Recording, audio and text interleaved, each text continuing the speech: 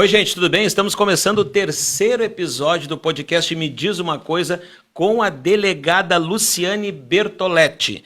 E se você ainda não acompanhou o primeiro episódio, segundo episódio, vai lá no nosso feed lá, onde você vai ficar sabendo certinho todo o nosso bate-papo até aqui. Delegada Luciane, no dia 29/5, delegada, ocorreu uma grande operação que tem a ver com todo esse trabalho, com esses furtos, enfim, com esses roubos que aconteceram e mais algumas coisas que a senhora estava então à frente desse trabalho.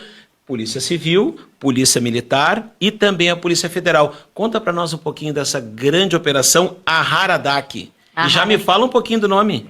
A Haradak, ela, na verdade, esse nome nasceu aqui nessa sala.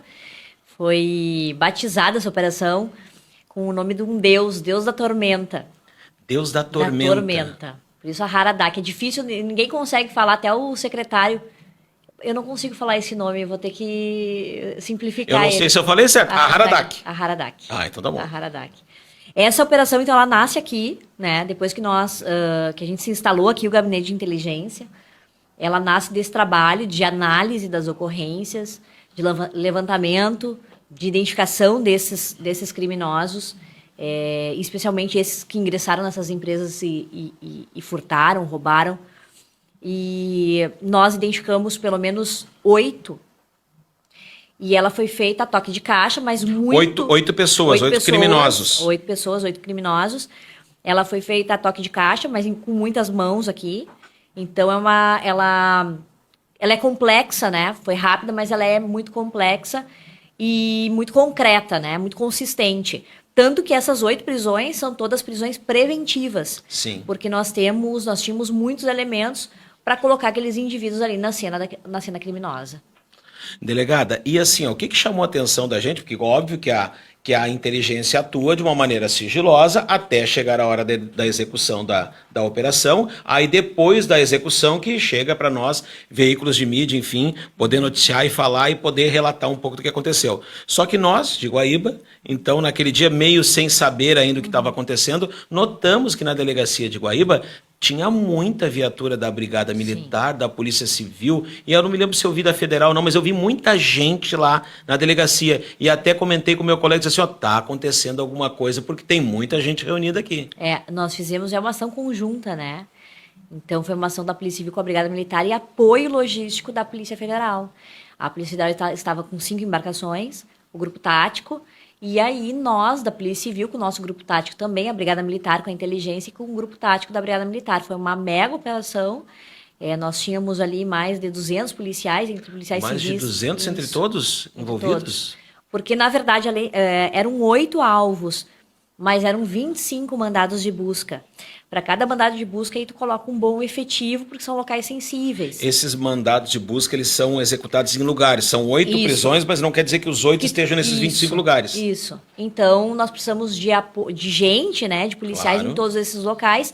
E não é pouco, por questões de segurança, né, se coloca um número adequado para cada uma daquelas situações. Então, é analisada cada um daqueles alvos, cada um daqueles locais, e aí, de acordo com a dificuldade, com a segurança, né, a gente coloca o efetivo. Delegada, e esses 8 mandatos foram cumpridos com excelência? Acharam os 8? 7. 7. Um segue foragido. Um ainda segue foragido. Isso, e nós tivemos uma prisão em flagrante. Então, no dia foram 9 presos, foram 2 prisões em flagrante e 6 alvos presos. Um dia depois nós prendemos mais um. Então, da operação, que eram 8, nós temos 7 presos e 2 por flagrante. Tá, e esses 2 em flagrante, no caso, estavam em um desses 25 lugares? Isso, estavam em um desses 25 locais e eles foram pegos, um por receptação e o outro por tráfico de drogas. E o que nós estamos falando, assim, em 25 lugares, falando em que tipo de apreensão, delegada, que era? Assim, o que era? O que tinha nesses 25 lugares? Como eu falei, a gente tem uma...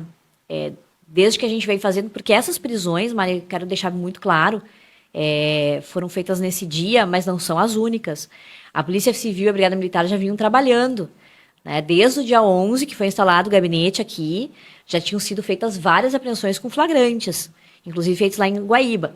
Então, com a operação, nós chegamos aí a quase 30 prisões. desses indivíduos. A gente fala 8, mas na verdade o desdobramento foi 30 pessoas no mínimo. Isso. O desdobramento de todas as ações foram 30. No dia, claro, que é o dia da grande operação, que estava a imprensa, que estava todo aquele efetivo que foi mobilizado, foram 9 prisões. Né? Mas antes, tivemos 22 prisões que eram decorrentes destes furtos, desses roubos. E no dia, como nos outros dias, foram apreendidos diversos tipos de materiais numa casa. Então, materiais perecíveis, materiais eletrônicos, freezers de estabelecimentos comerciais, materiais ainda com a identificação das empresas, computadores, fogões, fornos de micro-ondas. Então, assim, não eram materiais só, não era só comida, não eram só comida. E todos esses mandatos foram cumpridos em Eldorado, em Guaíba, em Porto Alegre? Onde foi? Foram, eu diria que 95% em Eldorado, mas tivemos, acho que 2 mandados que foram na Barra do Ribeiro. Na Barra do Ribeiro. Guaíba nenhum? Guaíba nenhum. Nenhum? Não. E a questão desses roubos, no caso, foram roubos, furtos ocorridos da cidade de Eldorado? Todos aqui em Eldorado. Todas as empresas de Eldorado? Todas as empresas de Eldorado. Barbaridade. Que loucura. Então o pessoal se mobilizou bastante, né? E de alguma maneira essa operação encerra por aqui, tem final, ela tem algum outro desdobramento, enfim, porque foi executado, no caso, os mandatos, que a senhora disse, e mais, no caso, a apreensão dessas coisas, né? Só que a gente entende que, não sei se tem fim isso, delegada. O crime não tem fim, né? Não tem fim. Não tem fim. Mas essa operação, sim, ela encerrou. A gente identificou todos aqueles. Na verdade, ali, na nossa investigação, tinham essas 17 empresas. As lideranças foram identificadas e ela teve o início, o meio, e a gente está finalizando ela agora com o relatório final e encaminhamento para o judiciário. Eu queria dizer que o judiciário foi muito parceiro, tanto o judiciário da cidade de Eldorado quanto o Ministério Público.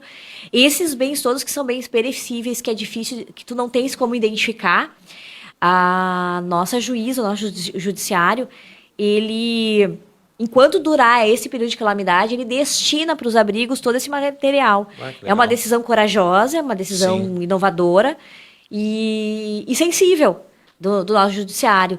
Então, assim, tudo que foi apreendido que é material perecível, que é comida, material de limpeza, a gente rapidamente pega tudo isso e leva para um abrigo da cidade.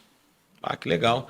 Então, gente, como vocês puderam acompanhar até aqui, esse é o 3º episódio do nosso podcast Me Diz Uma Coisa. A delegada Luciane relatou uma grande operação para nós que aconteceu aqui na região, e no próximo episódio teremos mais repercussão sobre o assunto Eldorado do Sul, Polícia Civil, enchentes, enfim, o trabalho da polícia que está sendo feito aqui em Eldorado.